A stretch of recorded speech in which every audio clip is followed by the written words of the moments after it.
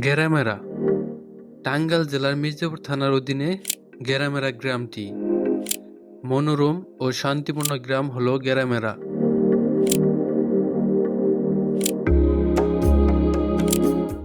এই জায়গার অর্থনীতি কৃষিকাজের উপর নির্ভরশীল। গেরামেরা গ্রামের চারপাশে বিস্তীর্ণ ফসলের জমি দেখা যায়। ধান, পাট, সরিষা ও বিভিন্ন ধরনের শাকসবজি চাষ হয়।